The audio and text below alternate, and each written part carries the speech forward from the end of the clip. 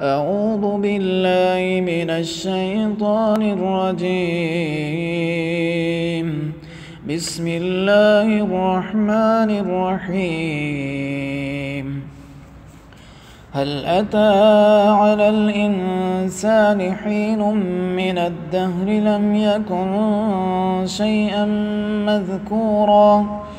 إنا خلقنا الإنسان من نطفة أمشاج نبتليه فجعلناه سميعا بصيرا إنا هديناه السبيل إما شاكرا وإما كفورا إنا أعتدنا للكافرين سلاسل وأغلالا وسعيرا إن الأبرار يشربون من كأس كان مزاجها كافورا عينا يشرب بها عباد الله يفجرونها تفجيرا يوفون بالنذر ويخافون يوما كان شره مستطيرا ويطعمون الطعام على حبه مسكينا ويتيما وأسيرا إنما نطعمكم لوجه الله لا نريد منكم جزاء ولا شكورا إنا نخاف من ربنا يوما عبوسا قمطريرا فوقاهم الله شر ذلك اليوم ولقاهم نضرة وسرورا وجزاهم بما صبروا جنة وحريرا متكئين فيها على الأرائك لا يرون فيها شمسا ولا زمهريرا ودانية عليهم ظلالها وذللت قطوفها تذليلا ويطاف عليهم بآنية من فضة وأكواب كانت قوارير من فضة قدروها تقديرا ويسقون فيها كأسا كان مزاجها زنجبيلا عينا فيها تسمى سلسبيلا ويطوف عليهم ولدان مخلدون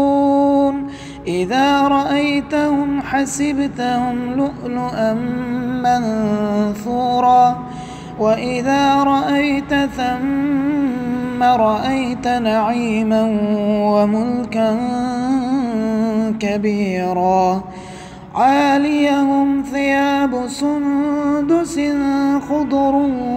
واستبرق وحلوا أساور من فضة وسقاهم ربهم شرابا طهورا إن هذا كان لكم جزاء وكان سعيكم مشكورا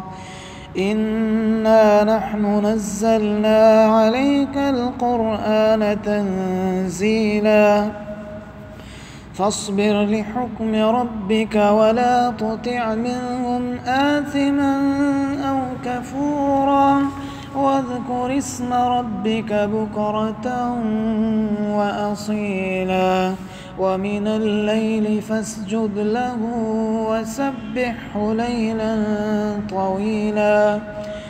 إن هؤلاء يحبون العاجلة ويذرون وراءهم يوما ثقيلا نحن خلقناهم وشددنا أسرهم وإذا شئنا بدلنا أمثالهم تبديلا إن هذه تذكرة فمن شاء اتخذ إلى ربه سبيلا وما تشاءون إلا أن يشاء الله إن الله كان عليما